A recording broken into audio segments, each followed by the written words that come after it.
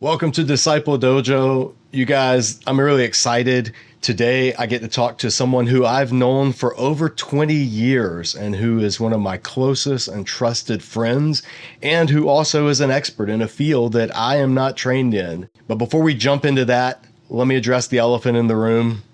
I have a bit of a shiner.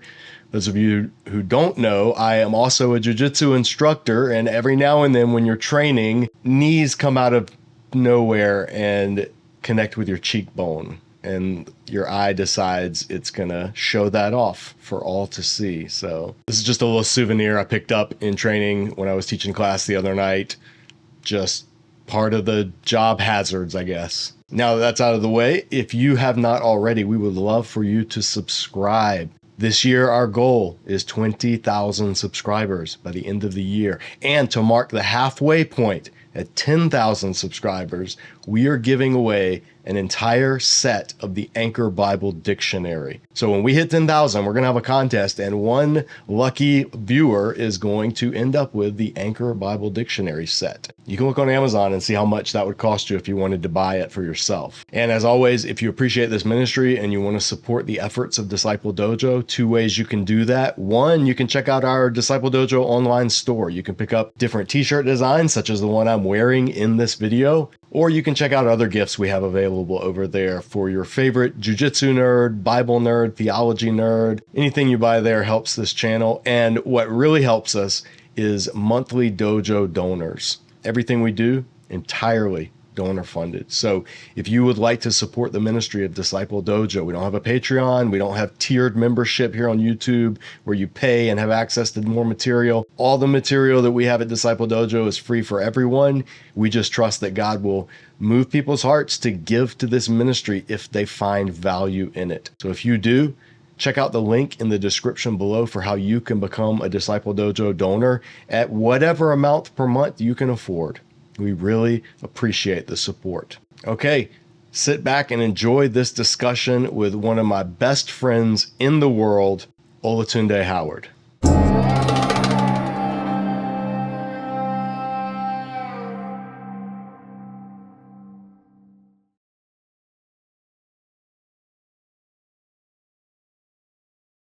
We are here with one of my longtime friends from back when we were snot-nosed kids, college punks.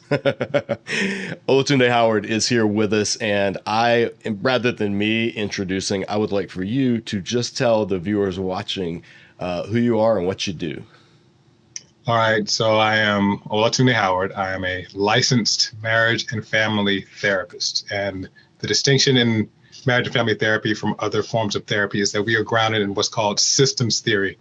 So systems theory assumes that mental health issues are contextual or they're relational. They're not just housed in the individual. So we don't see a schizophrenic person, for example, we see the family as schizophrenic, right? And that's actually how systems theory came about. There was a study on a man who was schizophrenic, and they observed that his symptoms either were gone or present whenever his mother was around, right? So they brought the entire family in, and that's how they came up with it. They realized that these symptoms are always within a context, always a response in some type of relationship. So what got me into this is that I think my whole life I've been looking for intimacy, but not finding it. And even in high school, even at Central, I was looking for a wife. I was never really wanting to date, but I never seen what it looked like, didn't know how to have it. And I think I used to always just kind of study relationships, which I think is the calling of a marriage and family therapist. Like, you're always thinking about relationships, what makes them work, what doesn't make them work. And I just went through a series of very bad breakups. Breakups used to hit me really hard. And the very worst one that I experienced derailed my life to the point where I was just kind of lost for a little while. Didn't know what God wanted me to do, where God wanted me to be. Ended up becoming an officer for 10 years, married my wife in that context, and I got really sick. And I couldn't work for a while. And my wife just said, well, you should really just consider being a marriage counselor because you're always doing that. Like, people were always somehow, for some reason, coming to me about relationships. And so I prayed about it, and I sensed that's what the Spirit wanted me to do. But I was actually disappointed because at that point I wanted to write, or do full-time ministry or be a police officer or something. Because I was either going to be a police officer, I was going to go into probations or be a writer.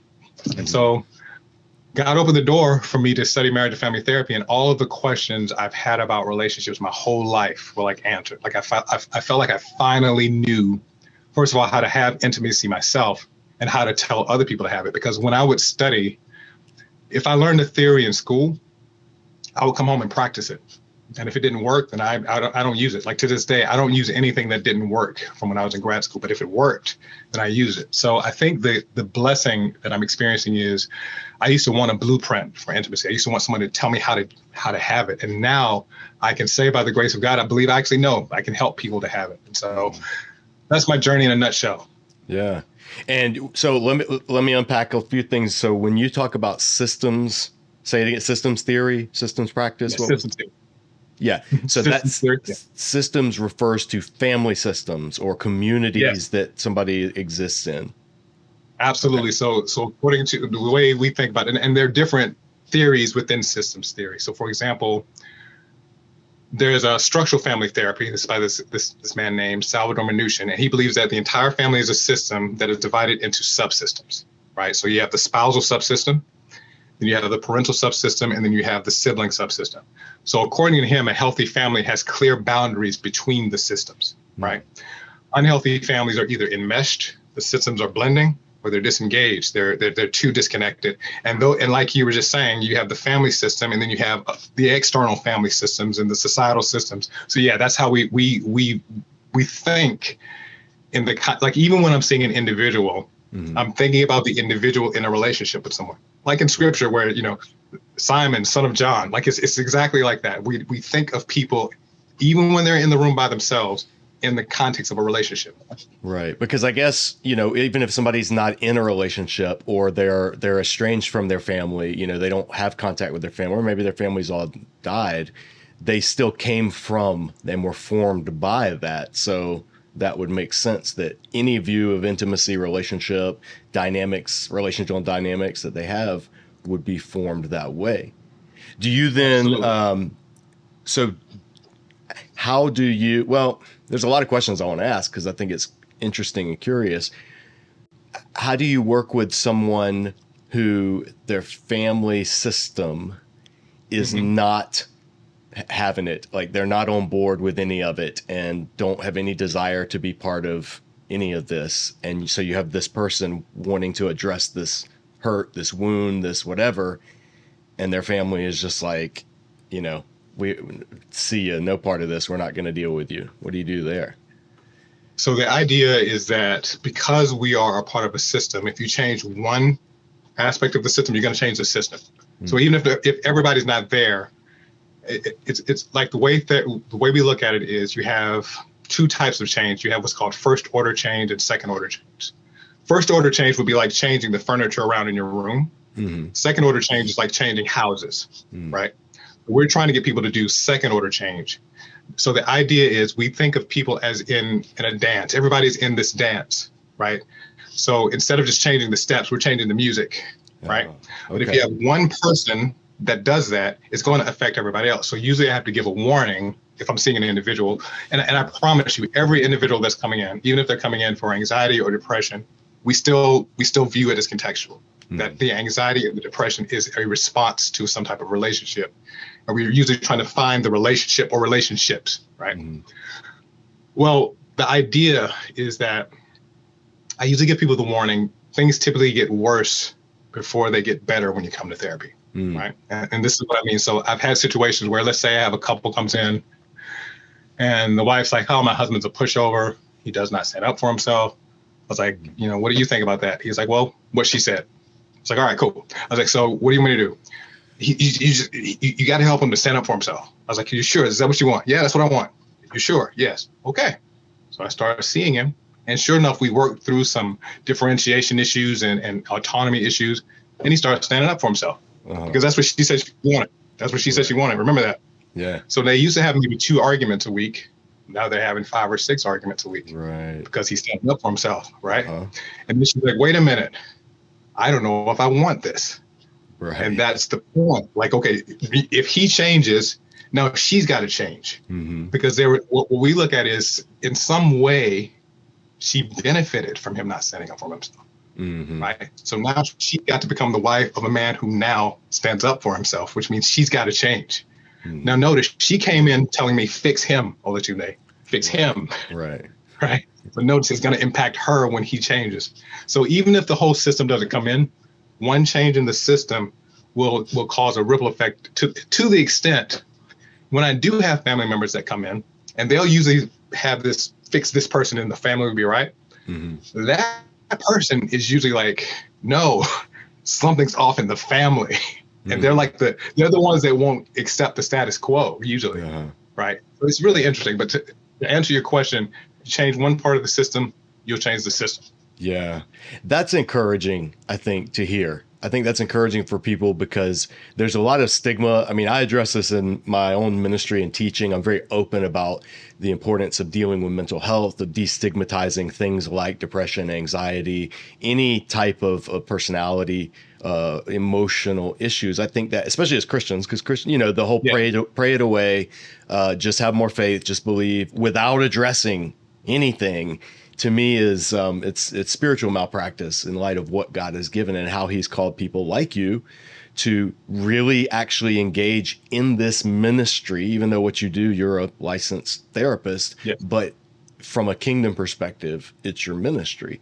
And he's called and gifted and equipped people like you. So it frustrates me whenever well-meaning pastors or Christians will just completely downplay all of that. Like just take all that learning over centuries that God has equipped people to do and just flush it down the toilet and just tell them to pray more and read their Bible.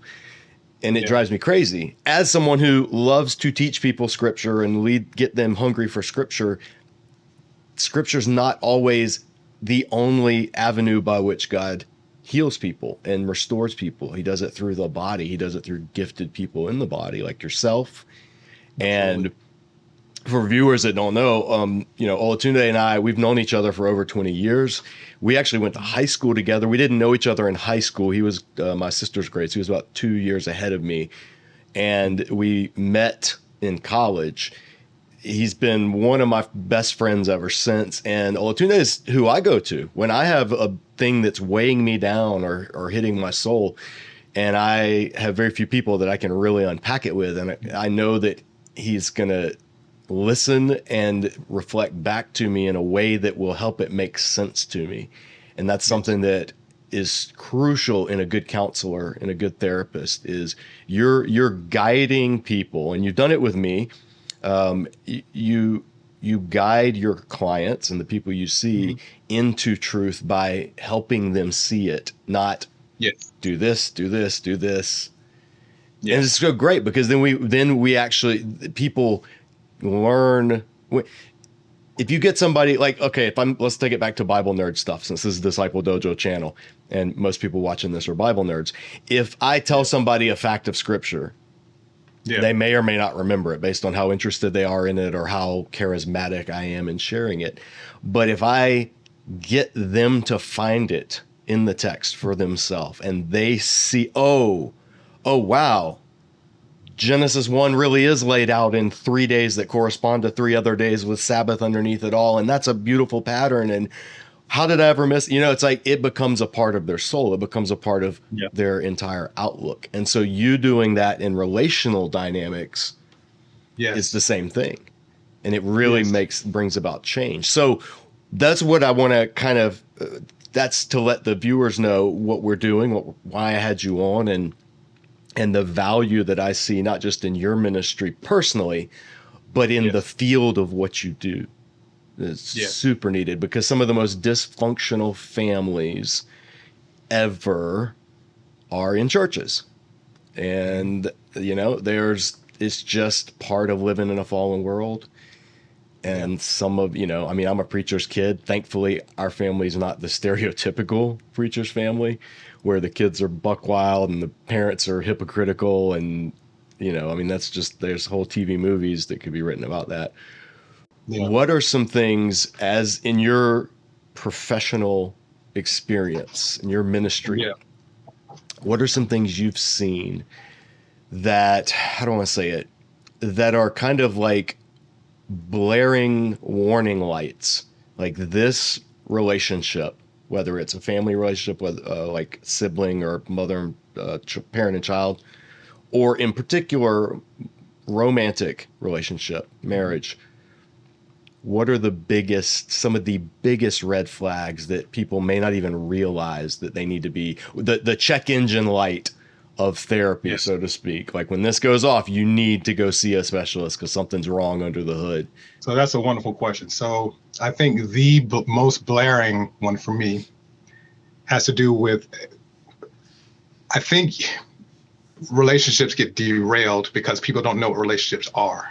To me, that's the biggest thing. Like when people come to me, it's amazing how we view relationships in a very passive, mystical, if it happens, it'll happen kind of way. There tends to be this view that there's no rhyme or reason to relationships, right? Mm. And so, especially if I'm dealing with believers, even with unbelievers, I quote scriptures directly to believers that come to me, but with unbelievers, I'll just say there's a wise saying, or I'll just say it like that. Right. But the core for me is the verse, how can two walk together unless they agree? For me, that's the key to everything, in the sense that I believe every relationship is fundamentally an agreement.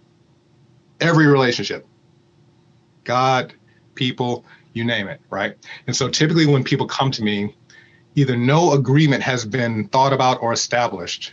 And you and I were talking earlier, and you said something that's right in line with what I'm talking about. Most people don't go into relationships with any guidance whatsoever. So let's say I see somebody that's been married for 5 or 10 years. I'll say, hey, did you have any premarital counseling? Did you have anything like that happen? Most of the time it hasn't. So usually I have to take them all the way back to the beginning, right? And so I usually do it in chapters. I'll say, okay, chapter 1, how did you meet? Now, that sounds like a simple question. How did you meet? How did the relationship start? I don't know. It's like, you don't know how you met? It's like, you tell me, you're the therapist. I was like, how am I going to tell you how your relationship? And I forgot my crystal ball, but it's like they kind of expect me to work with them in such a way, like they expect me to work with them with little to no information about who they are. They come and they'll have a problem. Well, let's go back to the beginning. And they typically cannot trace their beginning. You would be surprised. They cannot trace how they got together, why they got together. I think dating apps has made it even worse, where people just have no clue about how or why they got together, right? So you usually have to start back there. And the other thing is with systems theory, we take what's called a strengths or solution-based focus, which is we typically believe that people have already experienced successful relationships on some level. Like if you've been together for 5 years, you had to do something to make it 5 years. So what I'm usually trying to get them to do is be aware of what they did to get to 5 years. So the first blaring thing is a lack of awareness, a lack of intentionality, a lack of agreement. So either they have no agreement whatsoever, or I come to find out that they have 2 totally different paradigms in terms of what a relationship is. 2 totally different paradigms in terms of the roles that they want to play in each other's lives. And so sometimes, unfortunately, people end up actually, because as a marriage family therapist, I'm not trying to keep anybody together or break them up. I'm just trying to help them to do whatever they're trying to do in a healthy way. So sometimes healthy means staying together. It might mean parting. But the biggest red flag is when you have a complete sense of unintentionality, unawareness, a lack of agreement from the beginning, right? So that would be the very first thing.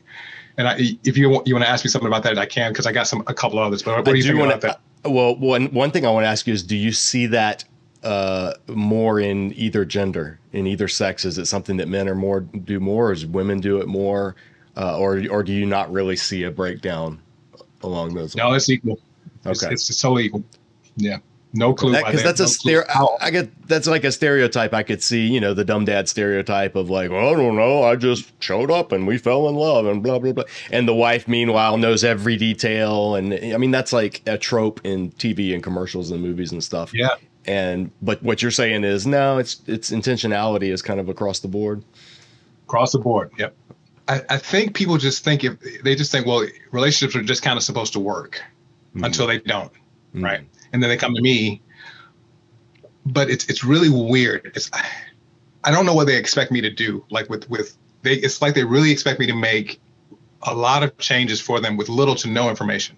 And it baffles me. Like asking them these kind of questions, they'll be like, "Oh, you're really putting me on the spot there. You're kind of like I'm taking a test." It's like, no, I just want to know how your relationship started. Right. So yeah, it's equal with men and women. Okay, I could see it. I mean, that makes sense. And from the people that I know that are in relationships or have been in, it sounds about right. So that's warning sign number one, or red flag number one, is just a lack of awareness about intentionality, how the relationship started, and what would be something else? What's another?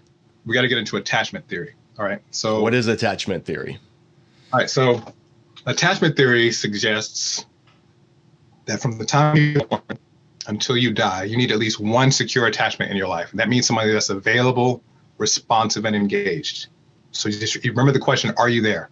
Or ARE, available, responsive, and engaged. That means when you reach out to this person, that person's going to reach back and you know it. Okay. Now, the key, James Michael, is that this is a need, according to attachment theory. This is not just a nice addition to your life. We need this like we need air, right? So according to attachment theory, there's no such thing as being codependent, needy, clingy. We were born through an intimate relationship. We come out of the womb needing it. And so from birth to about 11, your parents are your secure attachment, or at least they should be, right? Mm-hmm. So your parents provide you four things: proximity management. That means you want to be around them more than anybody else. Mm-hmm. Thus, they protect you from separation distress. They are your secure base. That means when you have a problem, you can go to them and they'll help you to solve it. And they are your safe haven. When you're hurting, you can go to them, they'll help you. Around 12ish or 13ish, we're focusing on peers. So they don't need to be around parents as much, but they don't want to be too far away. 14 or 15ish, we're almost totally focusing on peers, but they do want parents to help out and comfort them. Mm-hmm. 16, 17ish, just be there to solve problems. When you move into the adult life, the romantic relationship takes over, which is basically leaving father and mother, cleaving to a wife, two becoming one. The romantic relationship, or the marriage, becomes the secure attachment, right? Now, with that as the background, you have three attachment styles. So you have the securely attached style. This is a person that is very comfortable with intimacy. This person can directly and explicitly express their feelings, needs, and wants, and they can elicit that from you. They're very comfortable with closeness. On one end of the spectrum, you have the anxious attachment style, which is most of the people that come to therapy, that's who they are. They very much want intimacy, but they don't know if they're going to get it. They're very uncertain. So they need a lot of reassurance, right? And they're the ones they just think that they want the relationship more than the other person. Opposite end of the spectrum, the avoidant. This is the person, they want intimacy, but they tend to crave distance and autonomy. Now, for whatever reason, the anxious and the avoidant get together. They're consistently getting together. The anxious pursues the avoidant avoids, and it's like this pursuit distance pattern. Right. That is typically a red flag. If I get an anxious and an avoidant together, it can work, but it's going to be an uphill battle. And most of the time, it's just going to create so much stress. According to the research, there's no significant difference between two securely attached people being together and a secure being with an anxious or secure being with an avoidant, because the securely attached person will make the relationship secure, especially for the anxious attachment style. Because if the anxious is with the secure, the anxious is going to be like, well, I just want to make sure you want to be with me. The secure will be like, I do want to be with you. Well, I just want to make sure I'm not getting your nerves. You don't. The secure will just give the reassurance they need. They'll just give it to them. The avoidant will be like, why are you so needy? Why are you so clingy?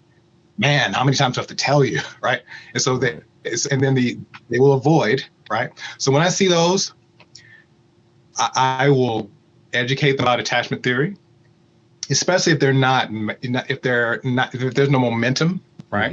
And sometimes this is counterintuitive to what people think I am. But what I try to do is I paint this picture. I say, okay, the securely attached person exists. So I say this especially to the anxious. A person that can reassure you, a person that will be comfortable with closeness exists. So you have to make a choice. Do you want to wait and try to be with that person, or do you want to be with this avoidant person where it's going to be difficult? It's going to be an uphill battle. But I don't tell them which one to do. But that's the one. If there's another red flag that's blaring, is when you have the anxious and avoidant together. That's typically a bad mix. So then let me ask, how would somebody know if this is all new to them? Because it was a long time before I even learned what these styles were. You shared with me, and somebody else had mentioned it before, a friend of mine who had a counseling degree. And they were on my radar, I kind of knew what they were, but I never could explain it or lay it out. How does somebody know what they are on that spectrum? Just how would I know what style of attachment I have? Well, the quick answer is, what do you need? So with the anxious, if you need to constantly hear that the person wants to be with you, if you just need them to always, if you need a sense of consistency, predictability, you just kind of need to know that this person wants to be with you, that's anxious, right? Mm-hmm. The avoidant, sometimes with the avoidant, the closer you get, they start to get kind of, closeness makes them uncomfortable and they need space, mm-hmm. right? So the key is your response to intimacy. Right. If you are very, very, very comfortable with intimacy, that's secure. Mm-hmm. If you want it really, really bad, but you don't know if you're going to get it, anxious.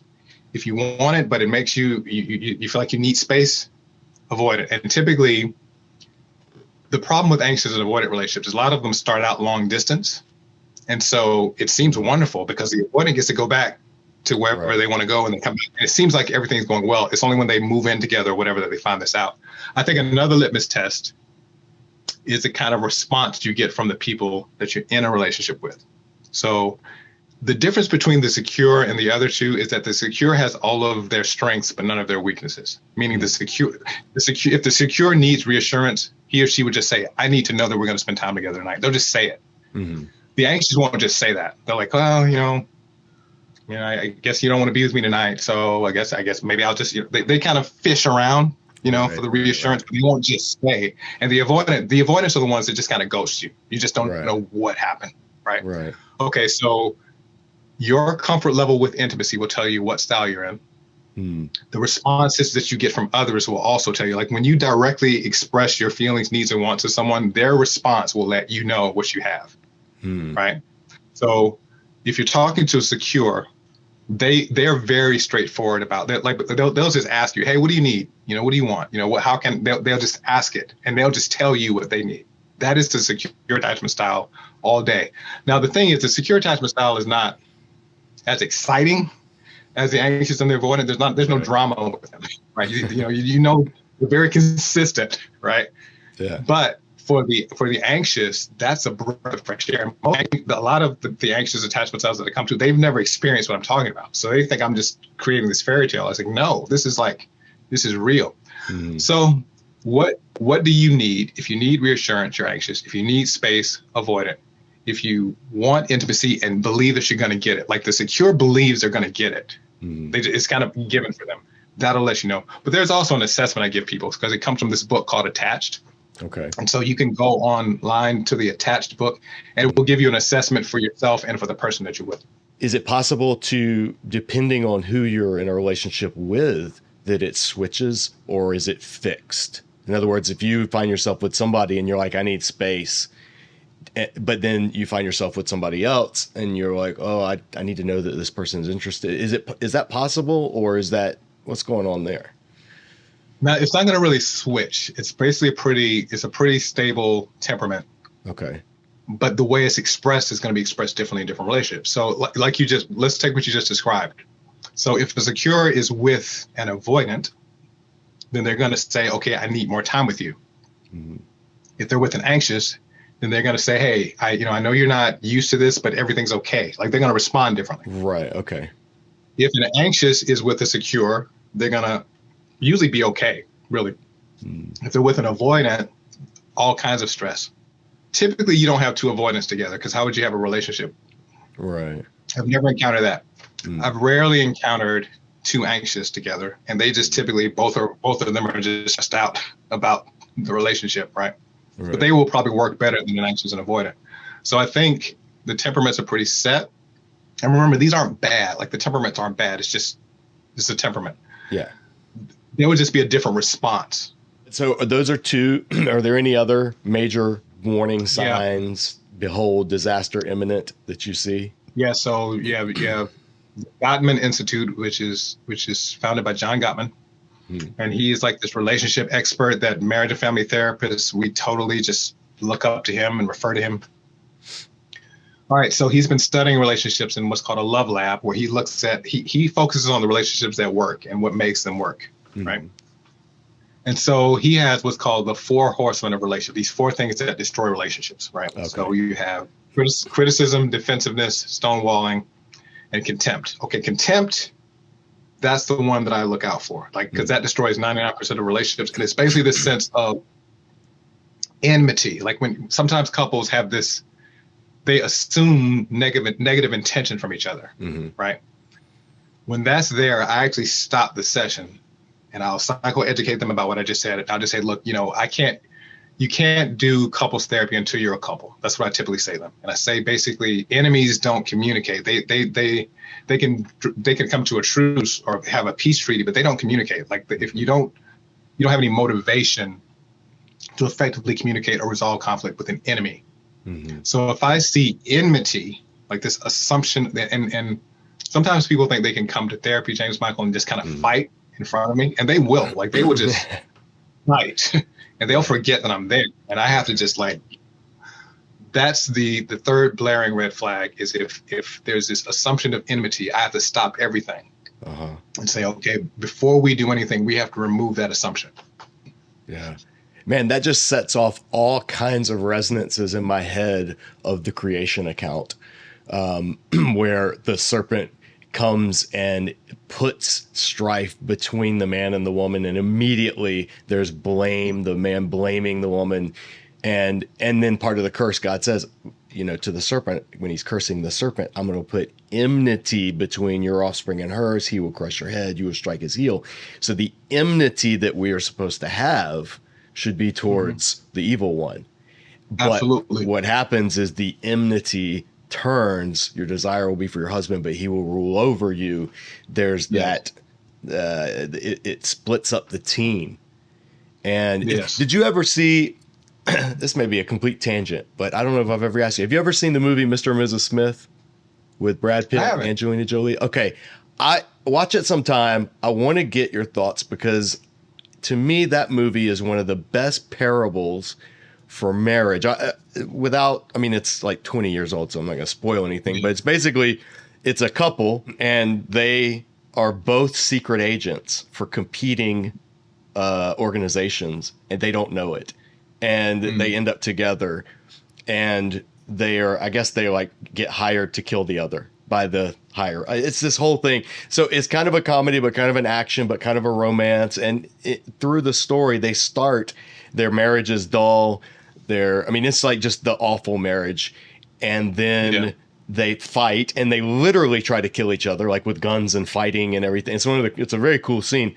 And then after the fighting, through the genuine fighting, then they reconnect, like they reignite what brought them together in the first place. And then for the rest of the movie, it's them against the world. And it's such a cool, I'm not a therapist. I don't know squat about it. Pastoral counseling is the class I did the worst in seminary, but I always thought that is a brilliant metaphor for what a marriage should be when it's in trouble.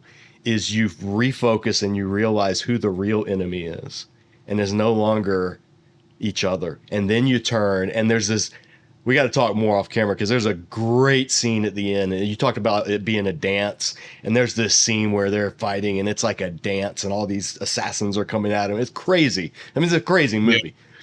But every time I watched it, I'm like, that is what I want in a marriage one day.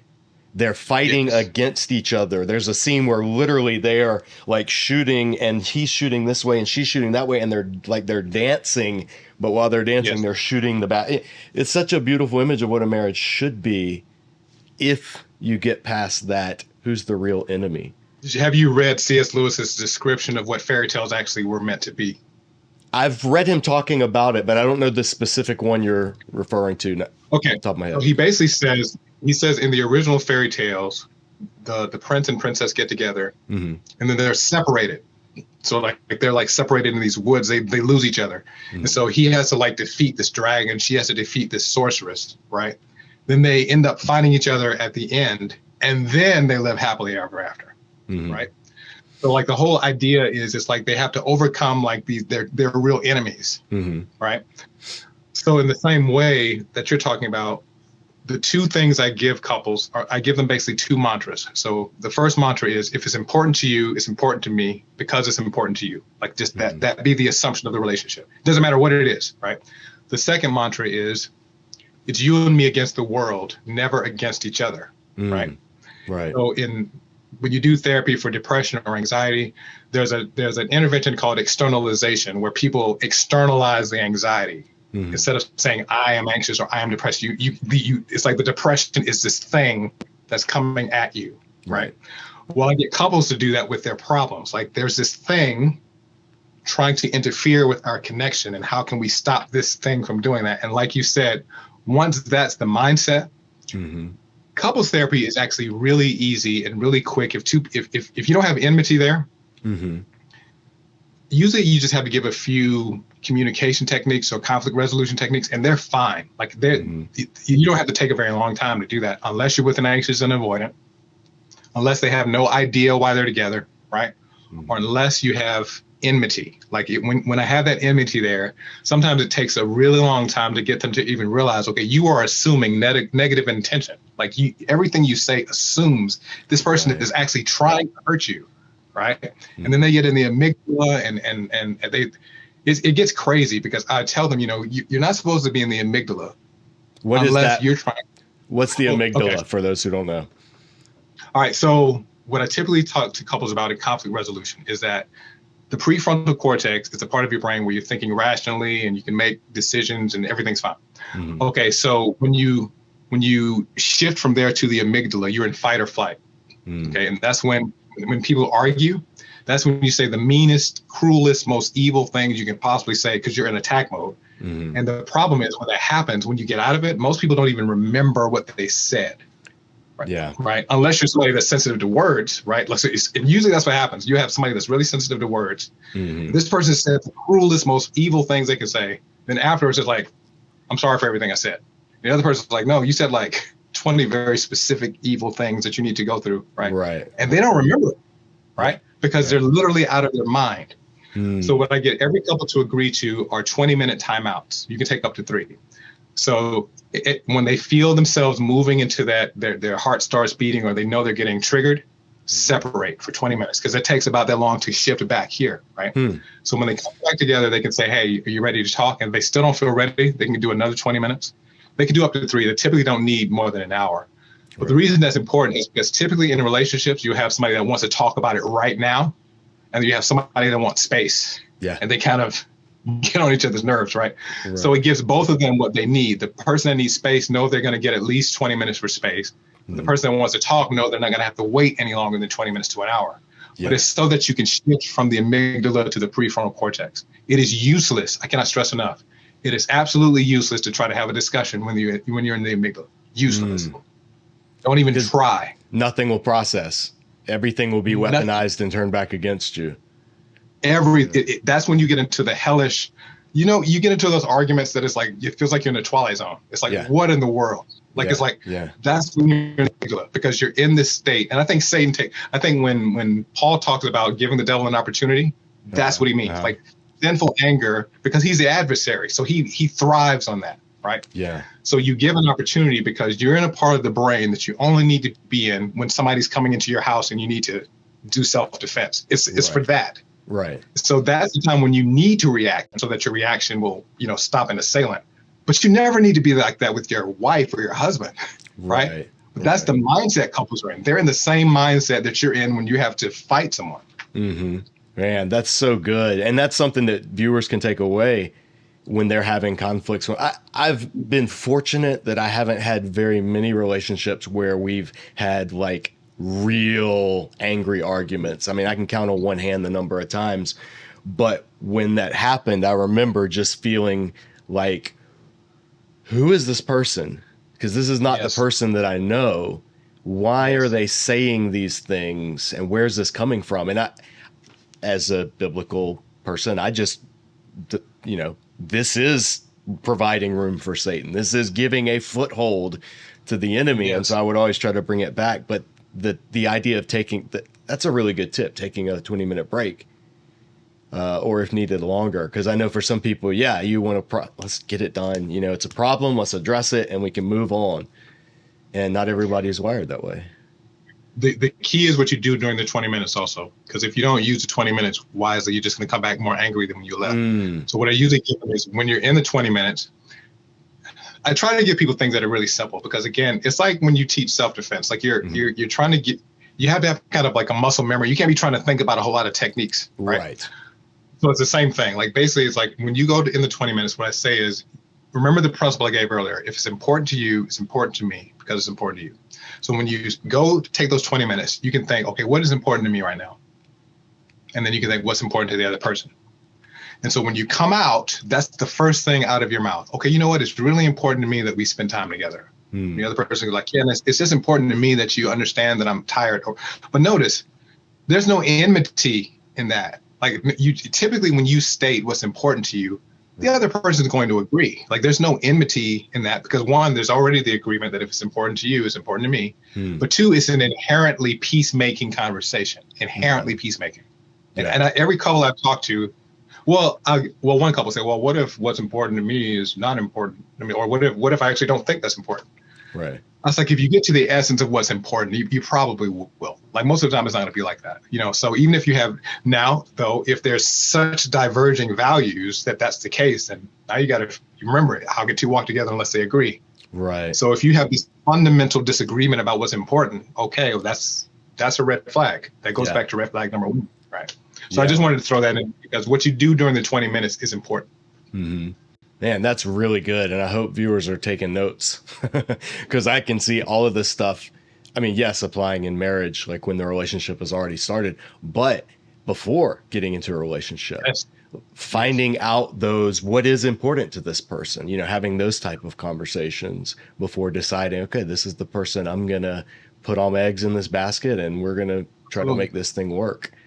And that's really good too, because you're not talking about, if I hear you right, you're not saying, oh, your wife likes watching HGTV, so that means you've got to watch HGTV with her and talk about flower beds. It's nothing like that. It's you got to find out why does she like HGTV? What is it about that she likes? And then how can I find ways to, you know, value that in her, even if I don't have to sit and watch that show with her. You just said it perfectly. Like, you're not going to typically disagree with that. Like if you find out, okay, if she likes to watch, you know, real life housewives or whatever, right? Right. And that just seems like the most shallow thing possible, you know. I mean, that's an immediate red flag to me. I'm out. You just can't see any. So you can find out, okay, why do you like to watch this show? Right. Most of the time it's going to be, you know, I'm just, because I actually had a couple like that. It's like, I really just like the travel and the, you know, to me, there is a sense in which there are interesting relationship dynamics that happen. Okay? Right. You can agree to that, right? You can agree to that. Now, you still might not agree with the show, right? But you can at least agree to why she likes the show. You see what I'm saying? And same thing with this fishing show that this guy's watching. Like, how can you sit and watch people fish? Yeah. I'm out for that too, by the way. If I meet a girl that likes fishing shows, we're just not going to work.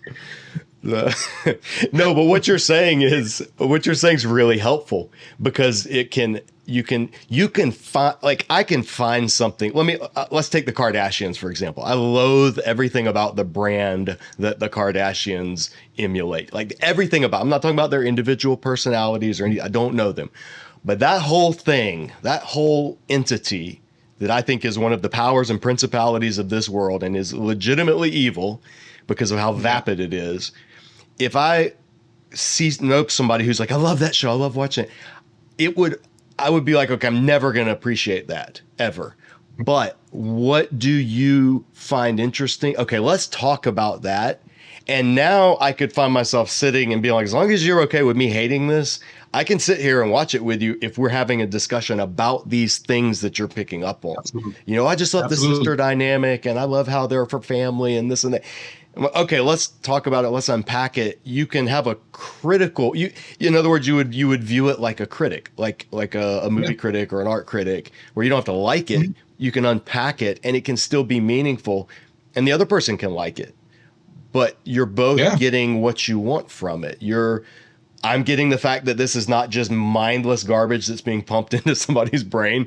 They're getting the fact that they're enjoying the junk food nature of it, but also kind of reflecting. They're self-reflective, and Yeah. you could do that with anything. You do that with somebody likes watching UFC, MMA, and somebody else is like, ugh, no, I hate this. You could actually talk about, okay, why? Tell me, bring me into your world a little bit. Even if I don't want to, Yeah. even if I leave when we're done, I step out of that world.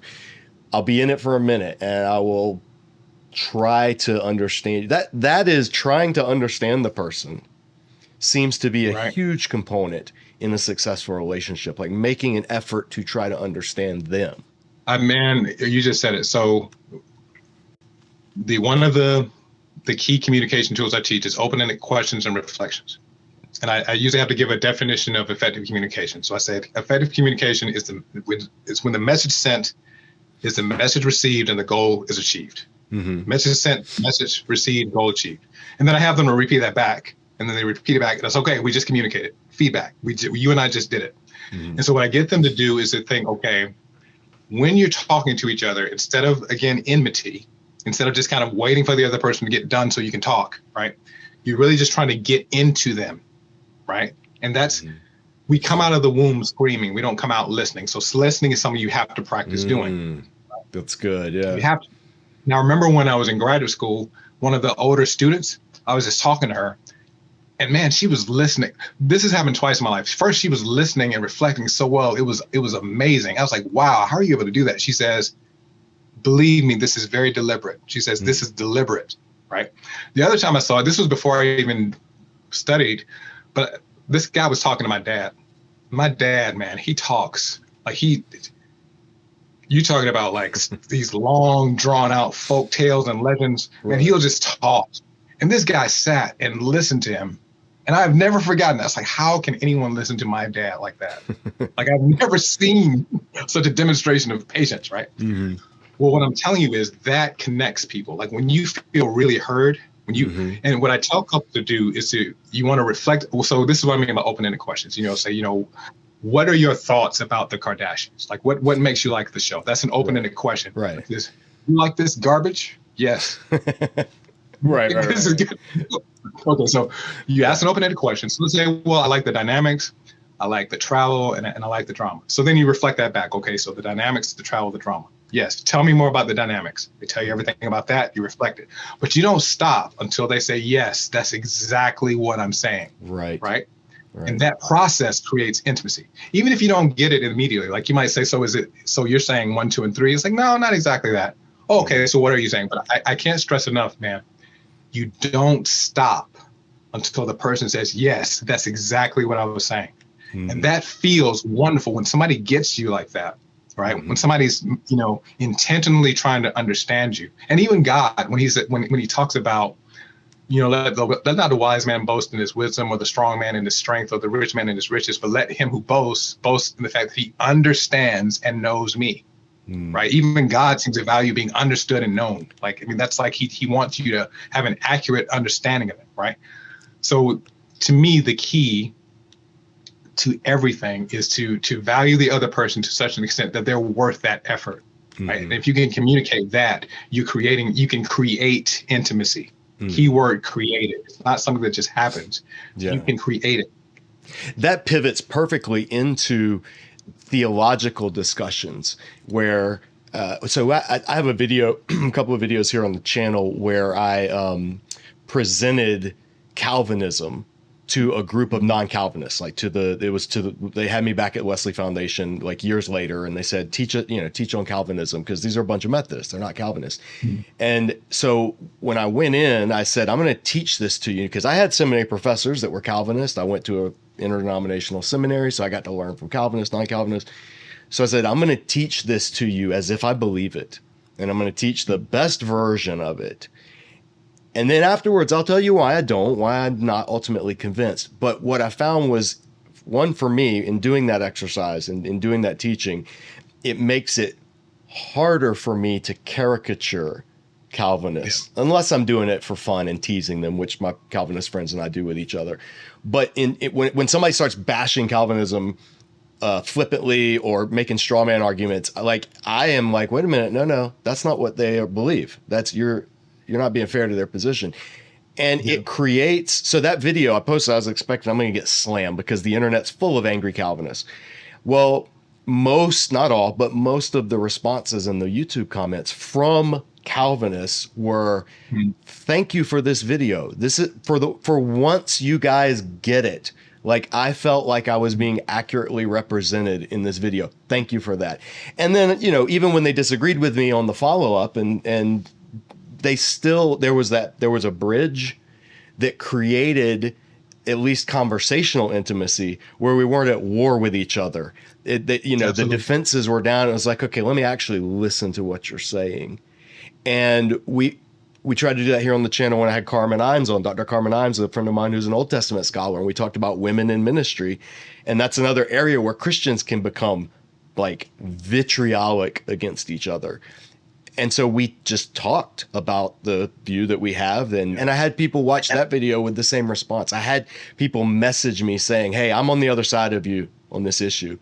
But that was a really fair discussion, and I appreciate the demeanor. And it created this, it opened up an actual relationship. It opened up, and I think theologically it leads to unity in the body across theological divides. But taking that out of the realm of theology and applying it into a relationship is something that, some of the people that are biblical attuned that watch this channel, they may not have ever thought about turning it onto their marriage or their dating relationship and applying the exact same principles. What you said is key. Everyone wants to know they've been heard and they've been accurately understood. And if you disagree, you disagree, and you can go from there. But until you've been accurately understood, arguments will always be circular. Yeah, so one of the key ways I teach this is through Mortimer J. Adler's book, How to Speak and How to Listen. So he defines a meeting of the minds as mutually understood agreement or mutually understood disagreement. Right. But the first step is what he says is you are not qualified to respond until you understand the other person. Don't even respond until you do. Right. So I tell couples, don't respond. Right. You're not qualified. Now, like you just said, and I've experienced it in therapy. I've experienced it with my wife. Usually people don't mind as much you disagreeing with them if you understand what you're disagreeing with. Right. They actually don't mind it that much. Right. Because, and that's the thing that happens in these arguments where you're in the amygdala is you're not even like, sometimes people are fighting, but they don't actually have an accurate understanding of what the other person is saying. Right. And then they have 5 arguments about things that have nothing to do with what this person is actually saying. I deal with that constantly. Right. So you're right. I mean, I think, again, if I can teach couples to do that, I see like immediate. So the other things with systems theory isn't focused on the past unless the past is impacting the present, right? We don't. So it's not psychoanalytical. We don't believe in all of that, right? So for example, if I go out to the lobby, James Michael, and I see a couple hugging, kissing, lovey-dovey, joking, and then they come back to my office, and then they bring up a situation that happened 3 weeks ago, and now they're mad, and they leave the office mad. I say, wait a minute. You guys came in completely connected, so you shouldn't leave disconnected, right? So I try to get them to see, look, let's focus on making a connection happen in the session. Typically what I'll do is, it's called an enactment. So let's say they just previously had an argument. Well, I have them to do the argument in front of me, right? And then we'll reenact it, right? So that they can communicate effectively, right? And the beautiful thing about how the brain works is it changes the past. Like you end up remembering the reenactment of the argument, right? Well, if I go out to the lobby and the guy's sitting on one side, the woman's sitting on the other, and they're huffing and puffing, okay, there's a problem in the present, right? But again, all you're trying to do is get them to ask open-ended questions, reflections, and you'll be surprised. It's almost like they'll have these epiphanies. They'll realize what typically happens is I'll have them to do it with me first. So I'll just be talking to the guy, he and I will talk, the wife will listen, then I'll do it to the wife, right? And I model how to do what I'm talking about. And usually they have these epiphanies about each other. They'll be like, wow, I never knew you thought that, or I never knew she thought that, right? Yeah. But it's because of what we're talking about right now. And it's amazing because this is a consistent thing that I see in couples is, the lack of agreement, the insecure attachments, or enmity. And all of that impacts how people talk to each other. Mm-hmm. There are layers and layers to everything. And when you have two people, a relational dynamic between two people, you have double the layers. And I can only imagine how much unpeeling you have to do just to get people to see this is what you guys are actually fighting about, or this is what is actually motivating this conflict, and dismiss or getting them to dismiss the other stuff, the peripheral noise, the secondary issues, and say, no, this is the core issue. Because that's hard to do in any discussion, in any argument. It's hard to do with, biblical topics. When you talk about, well, we won't even go there. I was gonna say, like, when you get into the whole Middle East, Israeli, Palestinian, Zionism, all that, you've got like 500 issues all balled into one, and trying to get two people on opposite sides of that to sit down and have a conversation, you have to first peel away dozens of peripheral stuff just to get to a point where you can say, okay, I agree with that we're arguing about the same thing. And I can only imagine in a family, and especially a marriage relationship, how much work that takes. Like you said, being intentional about it and being open to it. What's the biggest challenge? What's the biggest challenge in that regard that you get from couples you're working with? Like, challenge. What's the biggest pushback that you get? Let's take what you just said about the layers. Okay. I actually teach the opposite of that. So I teach that my job is to simplify and clarify. Like, I think the biggest pushback, and it kind of goes back to what I was telling you earlier about how people see relationships. People think relationships are this bundle of complexity, and it's really messy, and it's just, relationships are just, I don't think it is, man. Like, I think we're taught that, because people come to me and they'll say, well, we got a lot to unpack, we're going to have a lot to unpack, and and I'm just like, maybe not, maybe you don't, right? Okay. And so what I typically do is I'll take it back to kindergarten days. I do this a lot, where I don't know if you did this when you were in kindergarten, but like on the playground, see some nice girl, you like her, you write the note, I like you, do you like me? Check the box, and it's a yes or no box, and then it's a bona fide, established, documented relationship. Right? Clearly. It's established. All right. All right. So that happens basically, and this, I'm telling you, I was thinking about this, which showed that God has called me to marriage and family therapy. In sixth grade, that changes. It's like, I like you, do you like me? Check the box. And there's a yes box, there's a no box, and then there's a maybe box. Maybe. Now relationships are complicated in sixth grade, right? Last year, it was just a yes or no. Okay, I don't think anything has fundamentally changed in the context of that basic, I like you, do you like me? I don't think anything has fundamentally changed in terms of just, in relationships, you basically want to focus on what's called I statements. I feel, I need, I want. I feel, I need, I want. Okay. And then usually I have to do psychoeducation on what feelings are, which hopefully we'll get to that, because that's also very crucial. Typically what I'll just look a couple in the face and say, what do you want? Like, what, right now, what do you need from him, or what do you need from her? Well, then they make it seem like there's all these years of things that they have to answer. I was like, no, just right now. What do you need? What do you want? Once they say that, man, I promise you, all of these things that they want to unpack is typically like this domino effect of unpacking it. Because, and I know this from having been married, most arguments are the same argument, man. Like, you're not having it. It's not like you have any new arguments. It's like this, and they'll say that. It's like we're in the Groundhog's Day. We just keep having the same argument. Right. And that argument is what they've been having for 10, 15 years. And so you don't need to systems theory, believe that's a part of systems thinking. You don't have to unpack all of that. You don't have to go back and get hypnotized and figure out all these things from the past. And there's a specific term that I forget in systems theory, but it basically means whatever issue you have now is the issue you've always had. That's pretty much what the word means. If I can remember that word, I'll give it to you later. What are you thinking? Well, so what I'm thinking is, I think you're saying what I was trying to say, but you're saying it a little more clearly. Surprise, surprise. What I was trying to say is you have to filter out all the noise, or filter out the excess, the peripherals, the layers of resentment, and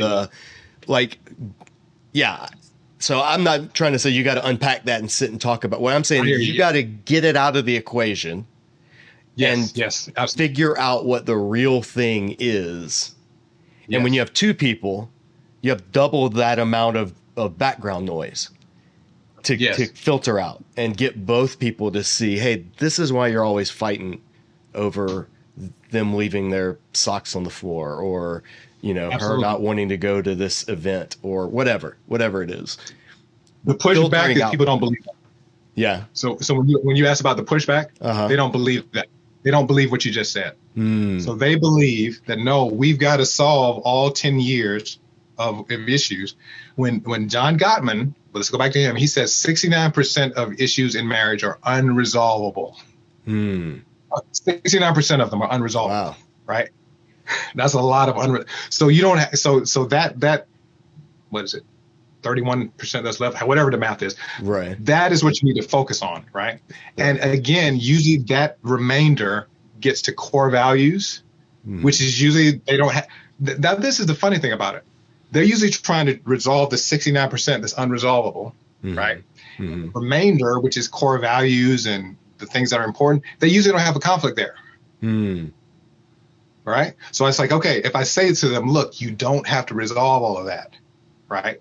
Now, ironically, older couples, they buy into it because they see what I'm talking about. It's like, yeah, because when you get older, you just kind of let stuff go, man. You know, like the older you get, the more you just like, you know what, just let the younger couples that come into me, they give a lot of pushback. They think that you really got to unpack everything that's happened from and they'll say from day one, right? Which is another misnomer. Nothing's been happening from day one, right? But they'll say, oh, from the time we met, we've been having this problem. So they really, I don't know why it is, but people push back on this idea that you don't have to go through all of these layers, that you actually have to clear out those distractions. People don't believe that. That's good, because that seems like it would be self-evident, but maybe it seems too easy. Or too good to be true. It seems, you just said it. That's what they say. That sounds too easy. Yeah. That sounds too good to be true. Because again, there's this idea relationships are messy, relationships are complicated, and I with everything in me, I don't believe that. Would you say relationships aren't messy and complicated, but some people are? Like, no, I wouldn't. You don't think and people? This is why. Okay, tell me that. Because that would be my immediate thought, was like, wait a minute, now if you're dealing with people, though, okay, there can be mess and drama and this and that, but tell me your thoughts. When we get to the question, what do you need? Because usually the messy people, they don't embrace that they have needs. They don't embrace that there's certain things that they should need. So they go back. It's really like this internal war they're having with themselves, where they have these needs.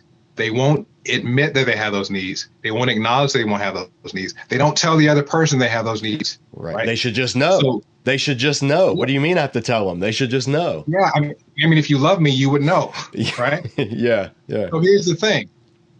That is the messiness. It's all of this, the not embracing your needs, not sharing it, but it's a self-imposed messiness. Okay. That's what it is. It's not. And usually what I have to say is, and I usually have to psychoeducate them about attachment theory, which is basically whatever your needs are, they're valid. They're valid needs, right? So once I do that, because even when we're talking, because remember, even in systems theory, the first system we're dealing with is the therapist-client system, my relationship with them, right? A lot of times it's getting them to be honest with me. Like, I'm just asking you, what do you need, right? Like, just tell me. Well, maybe they'll start making excuses. I was like, what do you need? Just tell me what you need in a relationship, right? That again, it's hard for people to be honest with themselves about, well, I think a lot of it is Western culture. We don't think we're supposed to need anything. Yeah. We're not supposed to have needs, right? Needs are a And so weakness. most of the time, yeah. So we have to get past that. So to answer your question, I don't think there's any actual messiness individually. I think it's self-imposed. Okay. That's good food for thought for people watching, for sure. How do feelings factor into all this? Because feelings change, feelings come and go. Love is an action. Love is a choice. You can just love somebody because they're a good person. You choose to love them, and the feelings will come. Like, where do feelings even factor into how you work? So I used to believe what you just said, because that's what I was taught. I used to distrust feelings like just big time, But that was because I didn't know what they were. I would almost resent God for them, because they're just somebody didn't have a purpose. If we're just supposed to ignore them, then why do we have them, right? Okay, so what I came to realize is that, first of all, the word emotion comes from the word motion, and it means that it's trying to get you to do something very specific, right? So you have 4 basic emotions. So when you're angry, it's because there's been a violation of a boundary, right? So it's like the dog growling at you, right? So healthy anger is when a boundary has been violated and you need to reestablish it. That's healthy anger. Unhealthy anger, like Jesus said, is when you're angry without a cause. No boundary has actually been violated, but you're angry anyway, or you're out of control.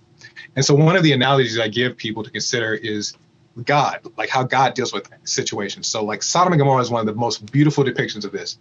He comes down to Abraham and he says, the outcry from Sodom and Gomorrah has come up to me, to the extent that I'm going to see if the outcry matches what's happening, and then I'll know. Now you got the omniscient God doing this, right? Okay, he's giving us a model of how you deal with anger, right? You first of all kind of investigate, has a boundary been actually violated in the situation? Was it intentionally violated?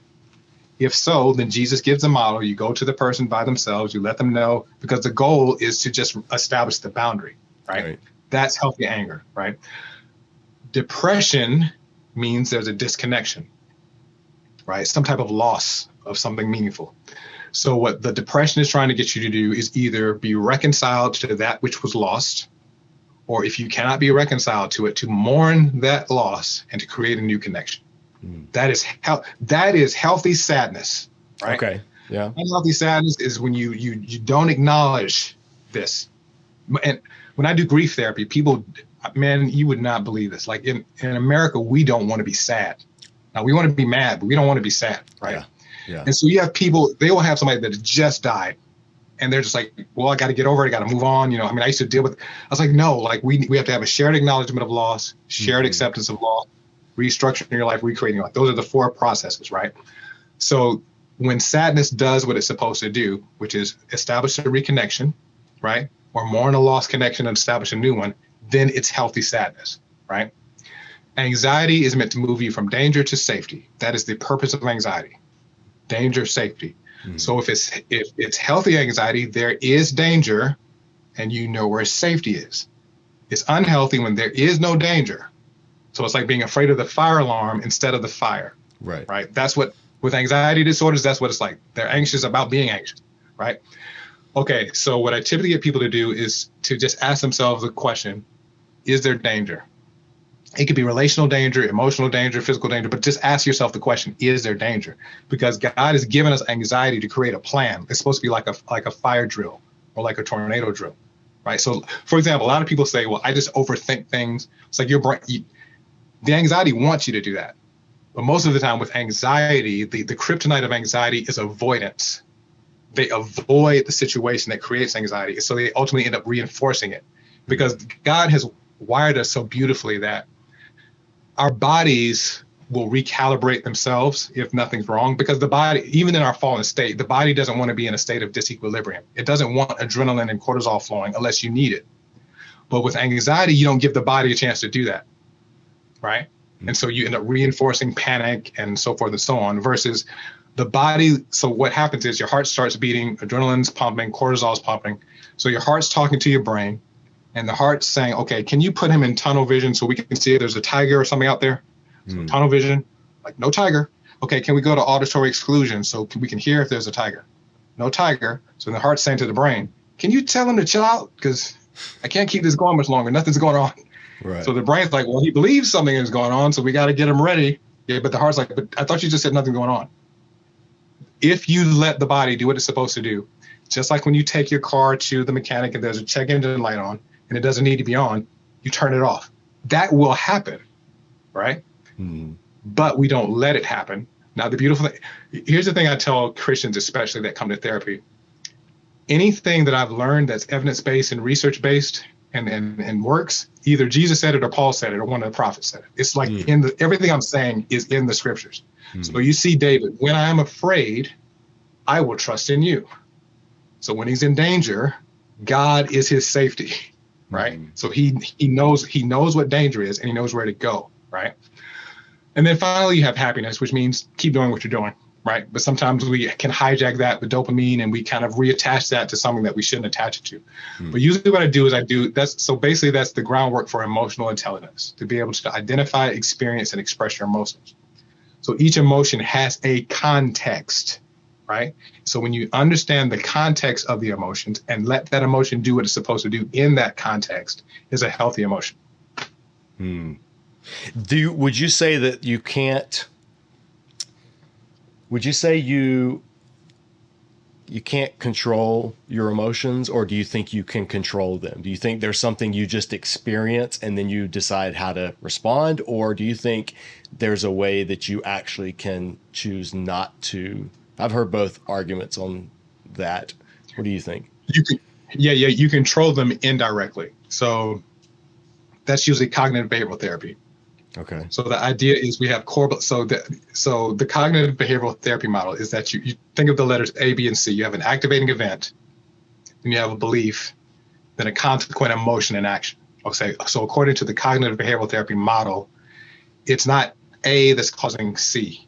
It's B that's causing C. So for example, let's say the activating event is I call my wife and she doesn't answer the phone. That's the event. So if I say to myself, why is she disrespecting me? She knows I was going to call her, right? Consequent emotion, anger, consequent action, I might leave an angry message, right? But then I find out that her battery was dead and I got to apologize because I was being a jerk. Right. Same thing happens. Activating event, call her, she doesn't answer. This time I say to myself, maybe her battery's dead. Consequent emotion, neutral. Consequent action, hey, when you get a chance, call me back. Same thing, same event, but it's what I said to myself that created the consequent emotion and action, right? So what's being suggested, like it says in Romans 12, is that you have to be transformed by the renewing of your mind so that you establish a core belief, right? So we define core beliefs or mindsets as fixed mental dispositions that predetermine your interpretation and response to the situation. That's like dictionary.com definition, right? A fixed mental disposition that's going to predetermine how you interpret and respond to the situation, which predetermines your emotions. So for example, armed with what I said today, if you know that anxiety is about danger to safety, then that means when you experience it, you legitimize that emotion because it's a source of information. You don't ignore it. Like animals don't ignore it. Like you can't gaslight a cat. Cats cannot be gaslit. They're just like, what was that? What? I heard something. Basically, they just keep listening until, okay, no, there's no danger, right? Right. But they don't ignore it. They don't ignore the sound. So when you have anxiety, you don't need to ignore it. You just need to ask yourself the question, okay, is there danger? And if there is, where is safety? If you feel angry, ask yourself the question, okay, is there a boundary that's been violated? Now, the key with that, James Michael, is, where there is no law, there is no transgression. So what I tell couples is, okay, if you've never told this person your boundary, now you're going into the realm of being angry without a cause. They didn't know. Right? Yeah. Well, so to answer your question, yes, you can control them once you understand what the emotions are for. So either you control them in terms of your mindset, or when you feel them, you allow them to do what they're supposed to do in that context. Now that you know what they're for. Tell me what you're thinking about that. Yeah. Well, so I think that what you're saying would be that every emotion is valid in some way. Yes. But, so I hear from Christians a lot of times, they are almost ashamed that they feel certain emotions. Like, well, I shouldn't be angry, or I shouldn't be frustrated, or I shouldn't be. They imagine Jesus as this serene, never angered, never frustrated. He was frustrated and angry numerous times in the Gospels. Yeah. It's where it comes into sin and holiness is, are you feeling it justified? Is it justified? Yes. Yes. And then even if it is justified, how are you responding? How are you acting on it? Which just sounds like what you're saying is, Absolutely. Are you believing the best in another person? Are you choosing to believe the best, or are you choosing to believe the worst? And if you're choosing to believe the worst, you're going to respond in a way that may or may not be accurate. Whereas if you believe the best, go ahead. Yeah. Well, there's something you said that I want to key in on. Justified. So there's a difference between validation and justification. So if you think about, so the check engine light is valid. Every time the check engine light comes on, it's a valid thing, but it might not be justified. There may not be a problem with the engine. You see what I'm saying? So you can feel angry, like be angry, but do not sin, right? So he's saying, okay, the emotion is a valid emotion, right? I mean, it's an emotion we have. You have to just check in with, like God did, right? This outcry has come out, so now I'm going to investigate it. When you feel the emotion, you can accept it as a valid emotion because it is. The issue is, so is it warranted or justified in this situation, right? So you don't have to suppress it or express it. So remember, emotional intelligence means to identify the emotion. I feel angry. A lot of times people don't even know that, right? Then to experience it. Okay, what is this anger in relationship to? Is there a boundary that has been violated? If no boundary has been violated, then you got to let that anger go because no boundary has been violated. Or it might mean that you need to tell somebody that you have a boundary because they didn't know, right? And thus the third part is to express it. Identify, experience, and express the emotion. God does that. He's incredibly emotionally intelligent. When he's, he felt sorrowful and regretted making people. But then he always acts. That's the thing. He'll express an emotion, and then 2 or 3 verses later, he's acting. And then the emotion subsides. Now, that's another key component. Natural emotions, when they do what they're supposed to do, they will subside. Manufactured emotions won't, because you're fueling an emotion. Yeah. So I have to teach clients the difference between natural and manufactured emotions also. Oh, man, that's good. Yeah, there's a lot of people that are uncomfortable with how emotional God is in the Bible. And so they either completely anthropomorphize it to say it's all, especially in the Middle Ages, like God was impassible. There's a doctrine of divine impassibility where he doesn't feel anything. It's just he has to communicate with us and we feel, so the authors talk about it as if God felt. Exactly. And I don't think you can ever go that far because of how pervasive the feelings of God are presented in Scripture. They're not presented as exceptions. Like God coming down and checking on Sodom and Gomorrah. We know that he's not he's not cognitively trying to figure something out. He already knew it. Just like with the Tower of Babel, him coming down, it's all part of, he teaches through his behavior. With the Sabbath, his behavior, I work for 6 days and then I rest. That is, I'm revealing this pattern to ingrain in you something that you should do. Be holy, for I am holy. So I want your behavior to reflect me. And I think that's a really good point about the Sodom and Gomorrah passage. God verifying firsthand, so to speak, before dropping the hammer. And a lot of times in relationships, we don't want to do that. We know, we already know what it is. We're ready to drop the hammer. And Yes. Ready. Key word, James Michael. Ready to drop. Waiting. So that comes to the. And you don't see that with God in Scripture. You actually see the opposite. You see him in that instance, in the Sodom and Gomorrah story, because it troubles a lot of people.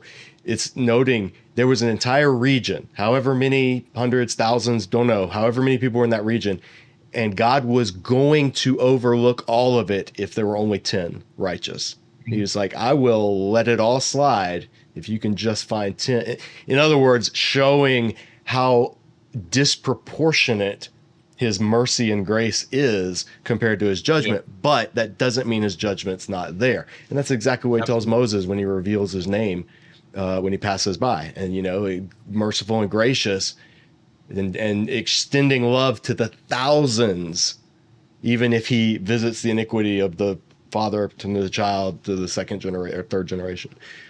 Yeah. So yeah, God's giving us glimpses of who he is as guidance for who he wants us to be. And what you're doing is helping people connect those dots. Absolutely. And make the connection, like, yeah, this is how you can apply this in the realm of emotional intelligence. Tell me what you think about this, because this is somewhat of a theological comparison I'm making. Okay, so you know how Paul would write his letters, and clearly there would have been conversations that he had before he had written the letters, because he'll be like, you remember when I talked to you guys about this? Remember when I said, so clearly some type of discussion has happened in person. And then he'll say things like, I'll say more about this when I see you, right? We'll talk more about it. So it seems to me like you know how sometimes we'll read passages and they're like, you know, walk in the spirit, you should not fulfill the lust of the flesh. And we're like, what in the world does that mean? How do you do that practically? Blah, blah, blah. Okay, so it seems like he would have been expounding on that when people talk to them, he would expound on it. Mm-hmm. What I've been experiencing is my job in a lot of ways when it deals with relationships is I'm expounding on scriptural principles. Like that's what I find myself doing. Like, so there'll be a scriptural principle. Yeah. And I think what systems theorists and psychologists and all of them have done, they're like they just kind of explain how to do it. Right. Mm-hmm. But I guess I'm wondering if that's an accurate way to think about it. Like, do you believe that, because I think the role that we have in the body when you have Bible teachers like you, or like there's one of my favorite passages. I can never remember what this Nehemiah or Ezra were like. It's like they explain the scriptures to everybody, right? And they said, you know, they explained it to adults and all who could understand. So some like little kids weren't there, right? Which stood out to me because it wasn't like some youth ministry, right? Mm-hmm. They just explained to the people who could understand it, and they said they made it plain. It's like, I think that's how they put it. It's like they took the scriptures and made it very plain and understandable, the assembly. You see what I mean? Mm-hmm. So it seems like that's the role of Bible teachers, or in my realm, that's what I'm doing, is I'm just making certain things plain. And I'm saying all that to get your take on it, because sometimes people approach me that are believers. They think the Bible is like impractical. They're like, well, I know that's what the Bible says, but I just need something practical. I'll say, Paul actually is being pretty practical. Like, I think he's like, whenever I think about what it means to walk in the Spirit, like, it is a mindset, and that is what Paul says, right? Mm-hmm. Now, I just break that down, but I do think that the scriptures are very practical, but I think we need each other in terms of the Spirit guiding us to help expound on it. Tell me, what do you think about that? Yes, I think that 100%. And I think if you pull a piece out, if you take away a piece of the body, then the whole body suffers. So you need people who are translating the language. I mean, that's what the people did in the ancient times, especially like in the Targums and the synagogues, when Aramaic became the dominant language and people no longer spoke Hebrew. They would still hear the Bible being read in Hebrew, but they didn't know what they were hearing. And so the Targums, the Aramaic translations, they were people speaking the language of the people. The Septuagint did it as well for the Greek-speaking Jews in Egypt. You need those people like explaining the words. And then you need people in the body who are saying, okay, now here's what these words would have meant in that time, because they've done the archaeological work, they've done the historical work, they know the lay of the land. And then that's where biblical scholarship comes in. The people that we talk to a lot here on this channel, that's what they engage in full time. So you have people that know the text, like translators and linguistic, grammatical observations, people that know the culture and the background, the biblical scholarship world. Then you need people who can proclaim it, who can take it all away from academia and explain it to normal everyday people. That's kind of where I see myself, and that's where preachers fall into play, good solid preaching. Yeah. And I think then you need the people doing what you're doing, which is being the next step in that, or a different link, and saying, now here's how you very specifically apply this in your relationship with this person you're married to or you're dating. Yeah. So I see it all as links in a chain. We're all pulling from the same source, the Spirit of God revealed in Scripture. That's our authority. And so we're pulling from that source and then directing the flow where it needs to go. I think good doctors do the same thing when they specifically healing people. I think good scientists do the same thing where they are expounding and investigating and pressing knowledge forward, whether it's in mathematics or physics or chemistry. I look at it, it's all from the source. It's all from God. I think you're exactly right. That's a good way to put it. Yeah, Paul did have things that, I mean, most of Thessalonians, off the top of my head, I feel like most of Thessalonians is him just saying, you remember what we talked about? Keep an eye out. This is what I've already told you. Like there was that, he was their pastor. And we have to have people and that's kind of what Disciple Dojo hopes to do. And what we're trying to do is, and that's why I wanted to have you on, is because the area of relationships is one that some people think either the Bible has nothing to say or the Bible says everything and there's nothing to add or expound. And I think both of those are errors because I think the Bible gives us principles. And that's what I see you doing in all of our interactions.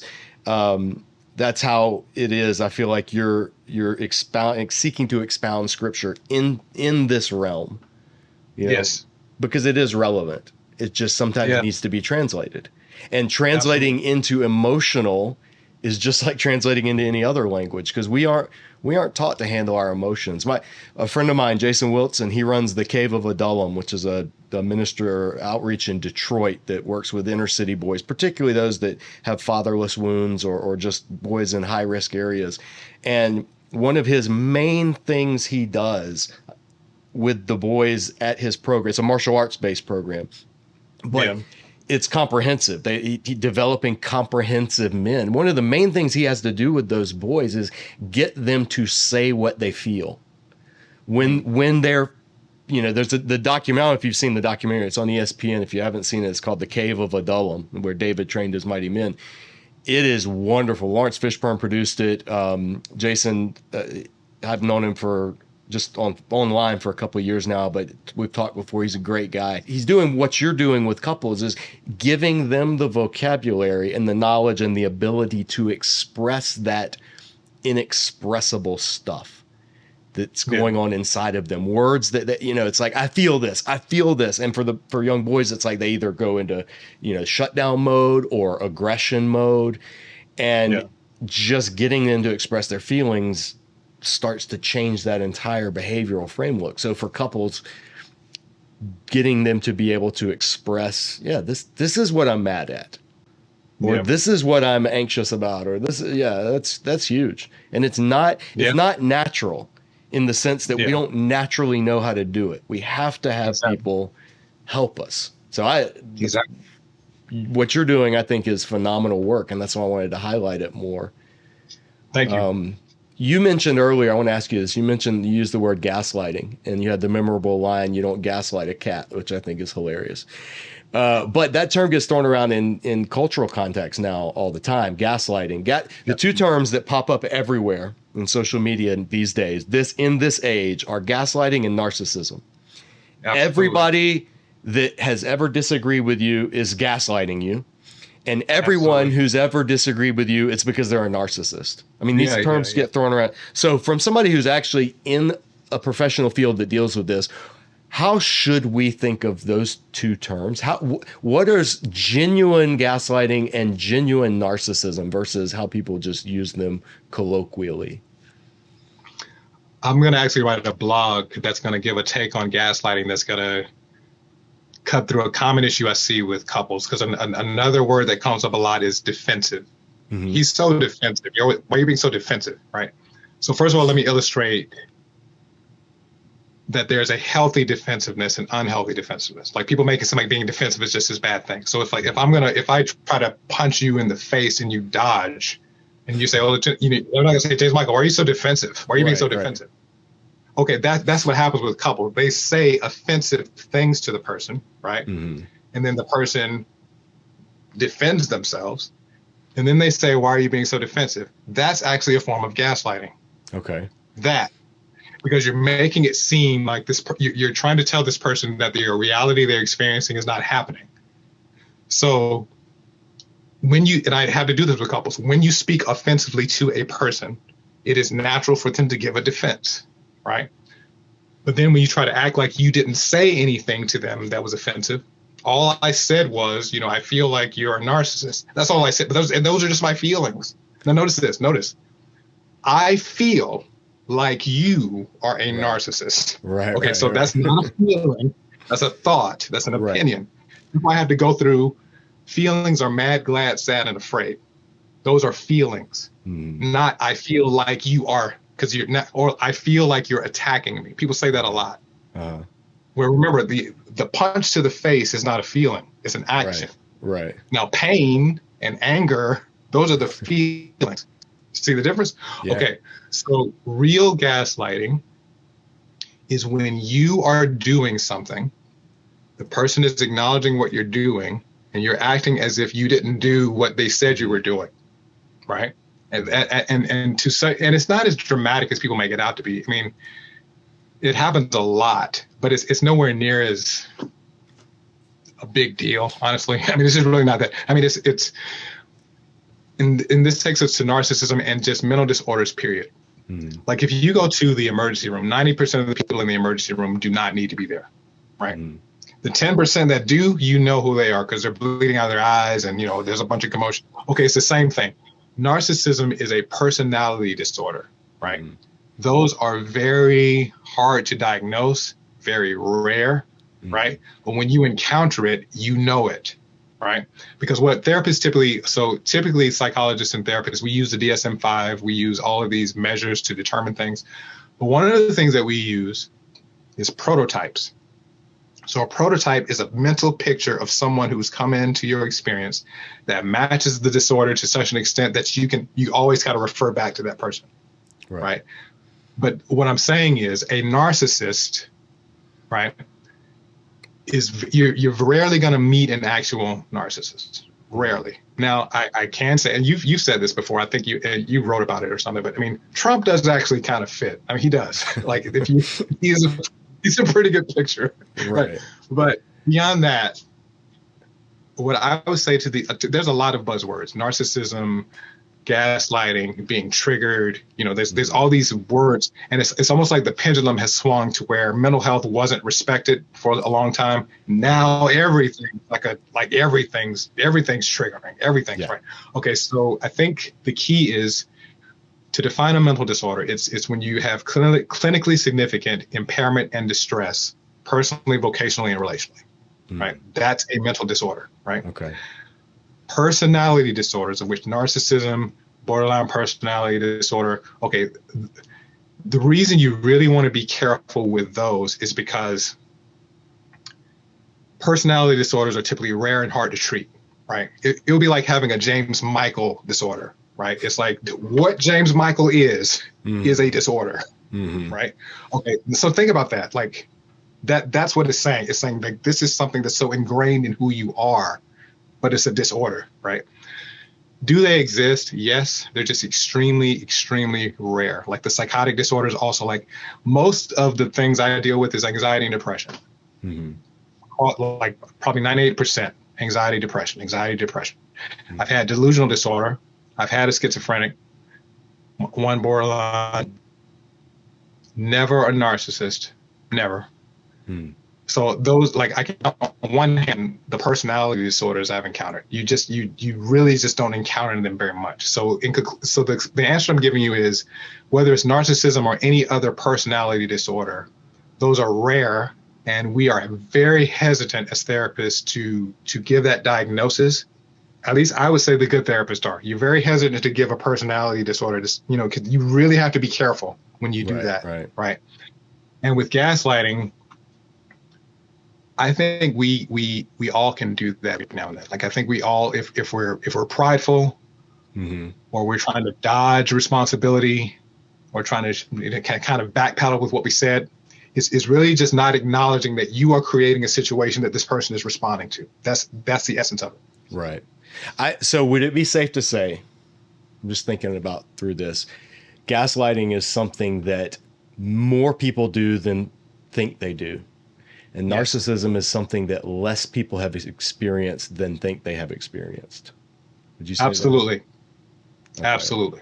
I feel like people have run into or had relationships with people who exhibit narcissistic behaviors or do things that people who have narcissism are known for without being the full blown, like what you're talking about. In other words, but that's almost like it's just a more extreme way of saying somebody who's extremely self-centered, manipulative, abusive, emotionally abusive, all that kind of stuff.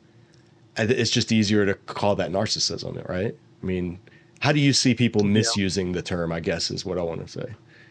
And what would you say instead? What I usually don't hear is the kind of push-pull of narcissism. Like usually a narcissist, there's a push-pull kind of dynamic within them where on one hand, there's this grandiosity, but on the other hand, there's an incredible insecurity. So usually you have those two kind of, they seem like polarities, right? But I can't stress enough that when you experience it or any genuine mental disorder, when I go back to the analogy of being in a hospital and like 90% of the people not needing to be there and that 10%, okay, there is a sense in which you can't really miss it, you know, and you won't forget it when you encounter it, right? And I was joking about, I kind of joked about Trump. I mean, I don't think he is. I don't like, in other words, typically with a mental disorder, you're going to be dysfunctional. Right. Like you're not going to really be able to just kind of go throughout life and maintain relationships and maintain a job and achieve goals. Like genuine narcissism is going to be a significant impediment in the person's life. And now what makes it a personality disorder is that you're going to be able to trace it across all kinds of, like, there's going to be a general consensus that, this person, we are seeing these traits. Now, here's the thing about it is most of the time when people describe the traits, they won't actually think narcissism. Interestingly enough, like most of the time when they experience a narcissist, that's not going to be the first thing that comes to their mind, right? The first thing that will come to your mind is that kind of polarity that you're experiencing where it's like this person needs to be exalted, right? But they don't believe the exaltation when it happens. That's one way, that's at least how I think about it, right? But it's Nebuchadnezzar, like the way he was. But I mean, but you see how extreme Nebuchadnezzar is. That's what I'm saying. Like you can't really miss a Nebuchadnezzar. Right. You know, that's what I'm saying. It's usually pretty extreme. Yeah. That would be, what do you think about that? Yeah. I think that it makes sense. What I'm trying to make sense of is I run into, because I deal predominantly with single adults, and most single adults who I have interaction with are divorced. And a high number of them are, by their own testimony, divorced from a narcissist. And so I find myself wondering, is God putting me in the path of a lot of people who have experienced this small number of narcissistic relationships, or is that term being used broader in a public meaning than it actually is in the literature, in the actual definition? I feel like it's probably the latter. I feel like people have had run-ins with people who have, I don't know if there's a spectrum of, like, you can be like Nebuchadnezzar level narcissist, and then you can be down here functional, but narcissistic behavior is your normal reality.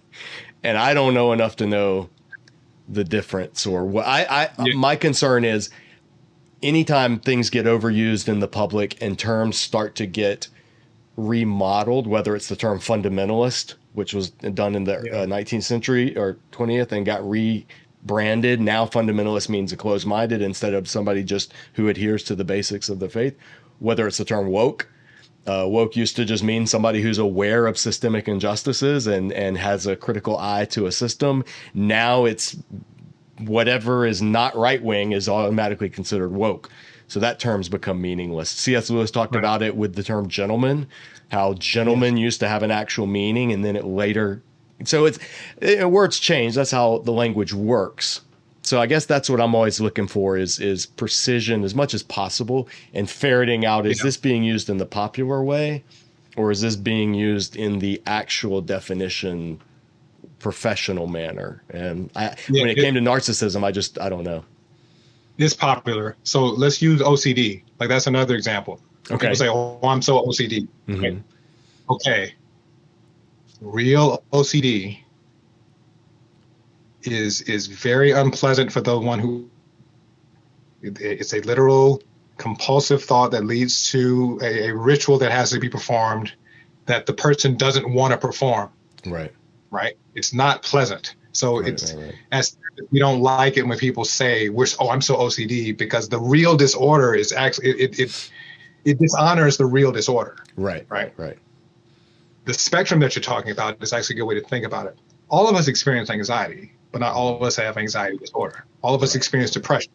So that means, James Michael, that if you catch any of us on a bad day, all of us could be a narcissist. If you catch us on a bad day, right? So in that sense, that's what I'm talking about. Like, what distinguishes personality disorders is the pervasiveness of it, right? Mm-hmm. So basically, you're right. And sometimes even as therapists, we have to say unspecified personality disorder or other personality disorder, because there's some of the criteria, but it doesn't completely fit it. Yeah. But that's the thing. Most of the time when I hear people, because I hear the same thing. Most people that come to me, they've divorced from a narcissist. And I'll say, did they go to a therapist and were they diagnosed with that? No, I just read it on Wikipedia and that's what they were. It's usually like that. Right.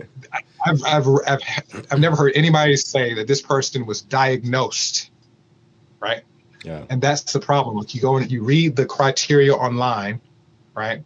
It's kind of like, you've watched those Bugs Bunny cartoons, and people will read off these symptoms, and all of a sudden Bugs Bunny has the symptoms that they're reading off. Okay, it's kind of like that. Like, basically, it is a spectrum. All of us at some point have probably had narcissistic tendencies. All of us have probably gaslighted. Mm-hmm. All of us have, all of us have, like, I like to start things right on the time. And if I don't, I feel kind of itchy, right? Mm-hmm. That could be, if you catch me on a certain day, you might think I'm obsessing over it, right? Mm-hmm. So it is a spectrum, and all of us experience the spectrum on some level. Yeah. The key is when the spectrum causes impairment and distress, right? In your personality, in your relationships, in your vocation, to such an extent that it hinders function. So it's like all of us can catch a cold every now and then we get over it. So all of us, I can't stress enough. If you catch us at certain times and you went to a therapist, you would probably fit the diagnosis. Yeah. Well, that's sin. During that. That's what sin. Yeah. Sin is like all of the. It's just if you fall into sin, if you commit sin, if you are not walking with the Lord in this moment, you're gonna be pretty terrible. And that's probably has a disorder somewhere named after it, because somebody is consistently that across the board. It's helpful because we are in such a moment in our culture where, especially narcissism is a buzzword, that my concern again is with people knowing what they're up against, or knowing what they've come out of, or knowing what to look out for. And in the dating world, with adults dating, everybody is the textbook example. Like, in your mind, in people's minds, they're this person didn't write me back when I wanted to. They're total narcissist. This person texted me twice in 5 minutes. Oh, they're OCD. We popularize these things that are really serious conditions. And I think people should be aware of them and avoid them, obviously, but also maybe be mindful of how we're using those terms. And I don't know. And it's outside of my wheelhouse. So that's why I wanted to get your thoughts on it. Yeah, I think what you're saying is important. Like, diagnosing is a very serious process, and and it takes a while to do it. Now, the problem is insurance companies want us to kind of do it in the first session. So you usually have to do some type of diagnosis, but you're not sure in the first session. Typically, right? So it usually takes a while to encounter the person, right? Because this is going to impact people's lives, man. Like if you put this label on this person, sometimes the label can be healing because they finally know what's going on with them once they finally understand. Because I dealt with that with agoraphobia. Like there was a guy that he had dealt with anxiety for years, and then I got to know him, and I'm listening to him, and I'm just like, have you ever heard of agoraphobia? He's like, no. It's like, has no one, all of these therapists that you've been to, no one has ever considered that with you? No one had ever considered it, right? I was like, it was like blaring. And so when I zeroed in on that, and it brought this relief to him because he knew what was going on with him, and he came out of it. Like we went through the interventions designed for that. But that's what I'm talking about. Like basically, if you're not careful, if a therapist isn't careful and they just narcissist, right? Yeah. So now you start to interact with this person like they're a narcissist, right? Which is very damaging because they may not be, right? Now they've got this label on them. And again, it's a personality disorder. That's the problem. Like, that's what I'm saying. It's like personality disorders are all of them are serious. Don't misunderstand me. I'm just saying you have certain disorders that are just very hard to treat. Right. Right. Yeah, and that is one of them, right? So you want to be really, really careful to not put this label on someone that now you filter how you interact with them based on that. Even as a therapist, I'm not trying to do that. Yeah. You see what I mean? Yeah. Yeah. We've got about 15 minutes ish right under that. So I want to hit any topics that you want to put out there or want to cover, particularly for like the single adult community, when they're navigating entering into relationships. That's the biggest questions or comments or posts that people make in the singles group that I run, the grown-ups table, is there's a lot of just, how can I be better at this, finding a solid relationship, making a relationship work, not getting blown off, not getting rejected. I mean, there's every question you can imagine, but there's not a lot of answers that people get that are substantial. They're kind of all generic. And so I wanted to give you a chance. If you have anything, like if you could talk to a group of, a couple of thousand single Christian adults, what do they need to know to not go into these dangers, not hit these pitfalls that you see regularly? So I did an entire seminar and I called it The One, and it was on how to find the one. That was what the seminar was about, like how to do it, right? And so I'm going to give you the basic skeleton. And I usually use 4 words to help when people come to me for that. Okay. So it's become, know, go, and show. Become, know, go, show. Remember those 4 words. Okay. So the first step is to become the one, right? So instead of focusing on finding the one, focus on becoming the one. Now, here's the beautiful thing about that. What does that mean? It means that you want to think about how you are, and there's a lot of books that I get. So it's like whenever I'm talking, I'm pulling from a whole bunch of different books. Same here. I feel you.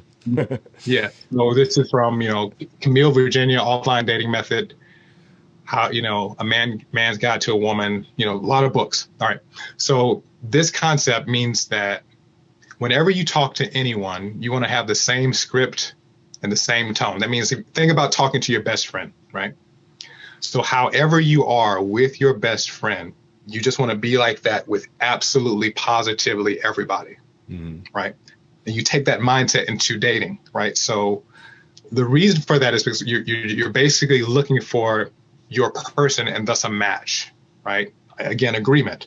But you're not going to find that unless you are acting this way with everybody.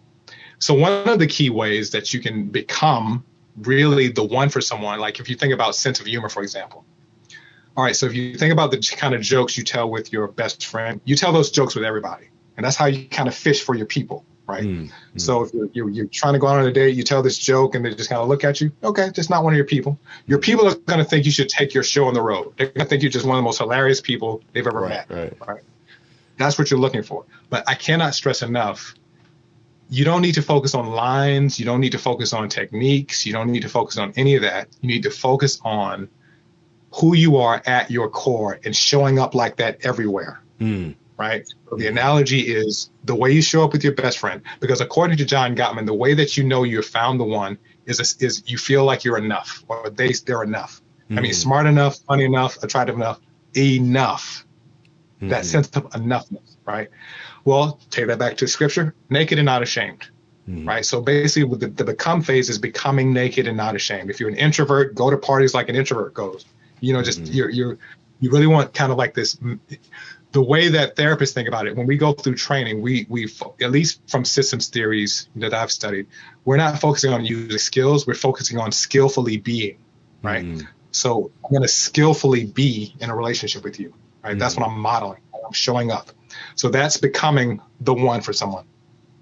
The next is know. Remember, I said become and know. So you have to think, okay, what do I need? And a key word need in order to feel as intimately connected as humanly possible with another person. What do I need? You can think of that from an attachment theory perspective, love language perspective, but you really want to get to be as vulnerable with yourself as, okay, what do I need for this? Now, once you know that, you want to go where that person will most likely be, right? Know, become, go. Now, that involves two principles. Proximity, meaning there's an attraction principle that basically says that typically you're going to find your person where you're at. In the grocery store, like my brother found his wife, just wherever you are, they have to be there, right? But also you want to find, okay, if you're a dog person, you know your life revolves around dogs, and most likely you need a dog person. And where are you going to find that person? Dog store, dog park, etc. So you want to go where that person most likely would be.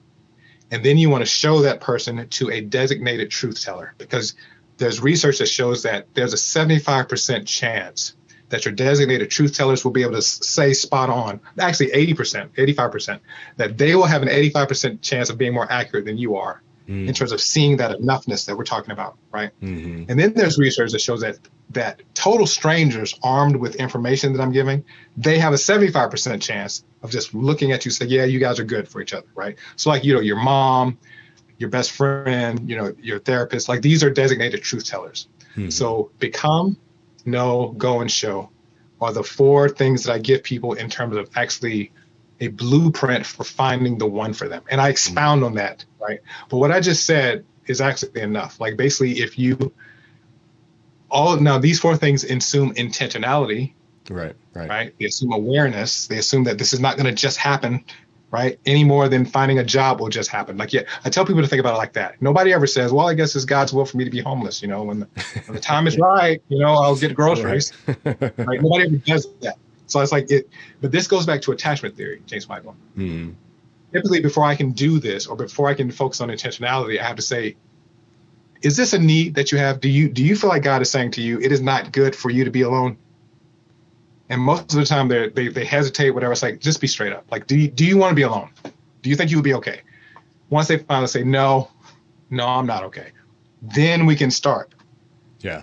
But usually until I can get them to say that, because most of the people are struggling with, they should feel like they're okay. You should be okay by yourself. You should be, you know, and sometimes, you know, unfortunately, like singles ministries kind of put that in people's heads where you shouldn't. Time. Yeah. Be content. And be content in your singleness. Be content in your season. Just date Jesus. Date Jesus and be content in your, you know, and you know, they come to me struggling with that. That's like, am I a bad Christian because I don't want to just date Jesus? I was like, was Adam bad when God said it wasn't good for him to be alone? I mean, Adam had God, and God said that, right? So I think step one I usually give people is embrace the need for this first and foremost. Embrace it as a need according to attachment theory, according to scripture. Because it's a need, just like when you need a job, you have to intentionally get that need met, right? Once you put those two things in place, become, know, go, and show. Those are the four things. And I did an entire seminar on that. Like that, it took me like 4 hours to go through all of this. Yeah. But I'm just giving the skeleton of it. Well, that's good. No, because maybe in the future we can talk about doing something collaborative and getting that information to people, particularly to like the Grown Up Stable group or viewers of this channel or something. But because it's stuff that churches either don't care to teach because they view it as that's peripheral to our job. You know, we're saving souls, we're feeding hungry people, we're sending missionaries, like we're doing church. So they don't look at developing relational, emotional health, particularly among adults who are not married and looking to marry, or they want to do it, but they just don't know how. And so they're like, well, let's hire this person as a singles pastor that's been married for 35 years and just have them teach studies of Song of Solomon or like, I don't know. I mean, they're doing something. I give them credit. They're doing something, but there's not a real, I don't know. It's needed. It's needed. And hopefully people watching at least are starting to realize there's nothing unspiritual about therapy, about relational EQ, emotional, whatever EQ stands for, the emotional version of IQ. All of this stuff is needed, and it's really important. So I want to have you back on for sure. Maybe we'll get some viewer questions. We can do this again. Yes. And because I know you're like me, you love doing Q&A and can talk off the cuff on something if you're passionate about it. Yes. And Olatunde, next time we come, I know people are going to want to know where did the name Olatunde come from, because he doesn't talk with a Nigerian accent, but he has a Nigerian name. What's up with that? So that will be for a future episode when Olatunde is back. We don't want to give it all away at one time. Man, it's always good to see you, my friend, and I so appreciate you coming on. Where can people either reach you or connect with you for professional therapy services, or just to follow if you're on social media, or if you're doing blogging, or how's the best way for them to find you? So I'm a therapist at 180 Counseling, and you'll find my bio. Now, of course, you see my tat now, but when you look me up, it's going to be, every time you see me, it's going to be covered up. But basically, when you go online, you go to 180 Counseling. I'm at the Cary Morrisville office, and I do teletherapy for anybody that's in North Carolina.